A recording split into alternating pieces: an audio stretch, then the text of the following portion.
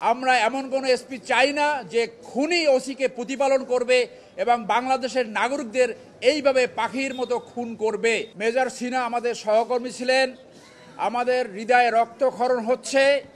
আজকে রায় আপনারা শুনেছেন, ট্রায়াল কোর্টের রায় সম্পূর্ণভাবে বহাল রাখা হয়েছে, কিন্তু রায়ের একটু খুঁত থেকে গেল। এসপি মাসুদ যদি সঠিক দায়িত্ব পালন করতেন তাহলে সিনহা সহ 200 থেকে 300 মানুষের জীবন এইভাবে হানি হতো না। আমরা মনে করি বিচারের এই ক্ষতটি অ্যাপিলেট ডিভিশন টেক কেয়ার করবেন এবং অ্যাপিলেট ডিভিশনে এসপি মাসুদের বিরুদ্ধে যথাযথ প্রসিডিংস জোরো করে শাস্তির সম্মুখীন করা হবে। আমরা আপাতত সন্তুষ্ট। আমরা রায় আপনারা শুনেছেন, ট্রায়াল কোর্টের বিচারিক আদালতের যে রায় ছিল 2 জনের ফাঁসি, লিয়াকাত এবং প্রদীপ এবং বাকি যে 6 জনের যাবজ্জীবন সেইটা বহাল রেখেছে। অন্য জরিমানা সহ এবং অন্য যে আপিলগুলো ছিল খালাসের এবং শাস্তি বৃদ্ধি করার, সেইটা তারা খারিজ করে দিয়েছে। এখন এটা অ্যাজ ইউজুয়াল ডেথ রেফারেন্স হিসেবে অ্যাপিলেট ডিভিশনে যাবে। তারপরে যদি রিভিউ হয় রিভিউ হবে এবং প্রেসিডেন্ট মার্জনা তারপরে এইটা এক্সিকিউশন কার্যকরী হবে। আমরা আশা করব আপনাদের মাধ্যমে যে এই স্টেপসগুলা দ্রুত নিষ্পত্তি করে দ্রুত রায় কার্যকর করা হবে।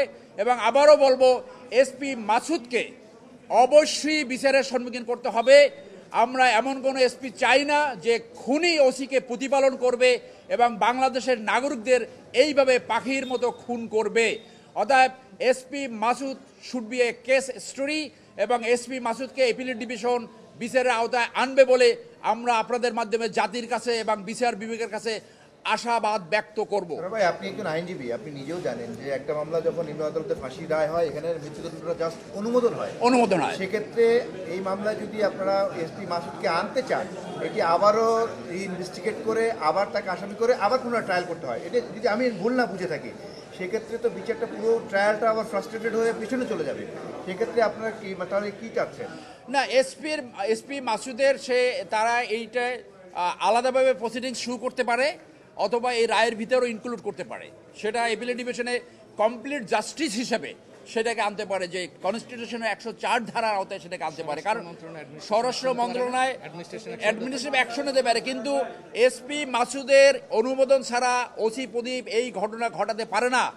আপনারা জানেন, মেজর সিনহা খালি হাতে গাড়ি থেকে নেমে বলছে হোল্ড অন, তাকে খুন করে তার গলা সেই আমেরিকান ঘটনার মতো আমেরিকায় পাড়া দিয়ে পানি পর্যন্ত খেতে দেয়। এইরকম নিঃসঙ্গ হত্যাকাণ্ড এসপি মাসুদ কোনোভাবে এই দায়িত্ব অ্যাভয়েড করতে পারে না।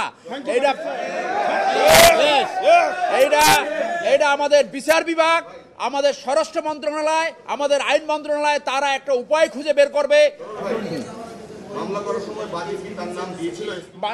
বাদী নাম দিয়েছিল এবং আপনি কর্নেল মোশাররফের কাছে শুনেছেন যে একটা কম্প্রোমাইজ ডিল করতে হয়েছে। সেই তৎকালীন পরিস্থিতিতে একটি কম্প্রোমাইজ ডিল করতে হয়েছে যে এসপি মাসুদের নাম যদি বাদ না দেওয়া হয় তাহলে চার্জশিট অনুমোদন করবে না। তো আপনার বিচারের ব্যাপারে কোনো কম্প্রোমাইজ হতে পারে না। ক্রিমিনাল লায়াবিলিটি কখনো কম্প্রোমাইজ হতে পারে না।